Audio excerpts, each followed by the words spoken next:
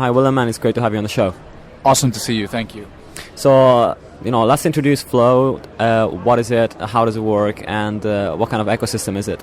So Float is a new, you could call it a music lover social network.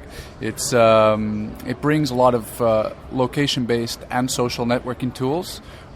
Really great for both fans of music and for artists to engage with their fans through mobile means.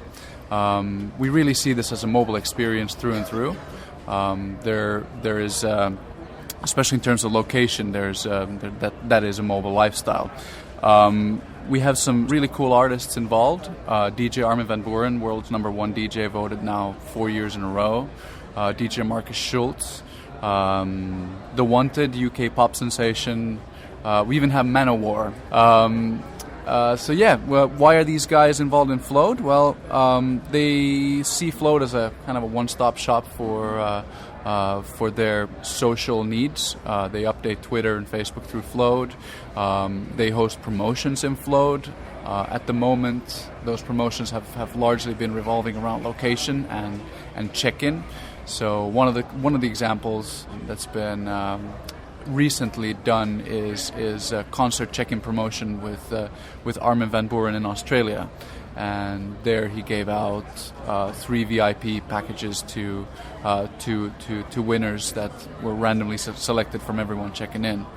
So those are kind of the first steps that we're showing that we're bringing really useful tools for artists to build promotions.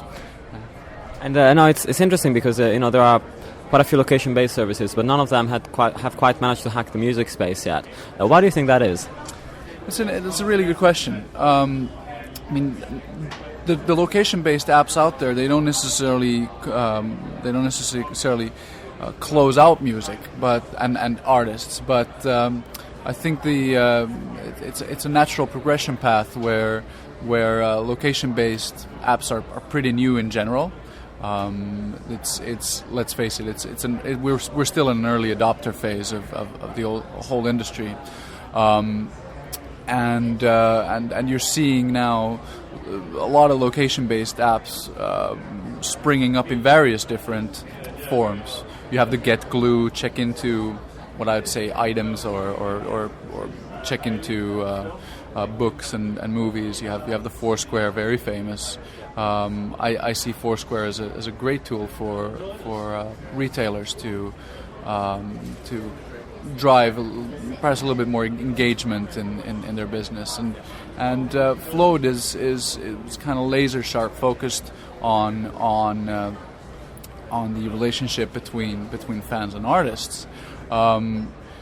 But it doesn't. Our story doesn't end there. We are very focused on location, but it's only a part of what we envision Float to become. Discovery tool for consumers to find new music, new artists. The closest relationship that you can get with an artist, we hope to be in Float. Exciting promotions for consumers. And in terms of the public that you want to bring in to use the application, how do you reach them? Do you reach them via the artists that join Float, or do you have a specific marketing campaign to actually try and get some more people to join the application? It's a combination of both paid and earned media.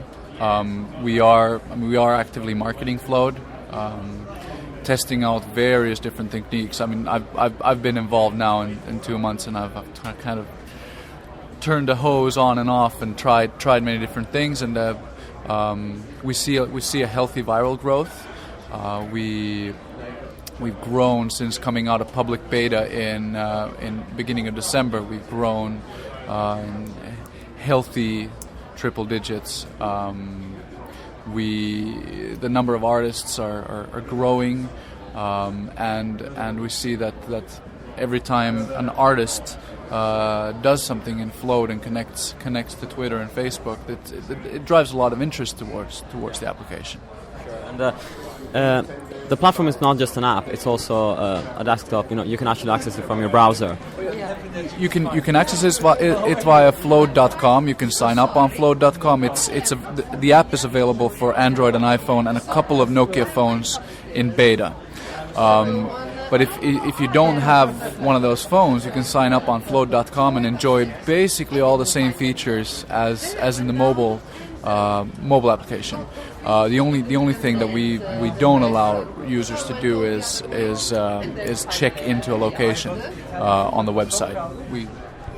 We think that the users have to be close to the place to check in. And in terms of artists that want to join, is it a free service for them to join, and is it a free service for the fans? It's free for both artists and fans. There's a really simple registration path on Float.com on the lower side of the page named Artist Registration. I think it's 2 or 3 steps, and you're in. On our side, there's a verification process that happens thereafter. We do check that the artist actually is who they say they are. I feel that's important in this early stage. We don't want to have a scandal at hand.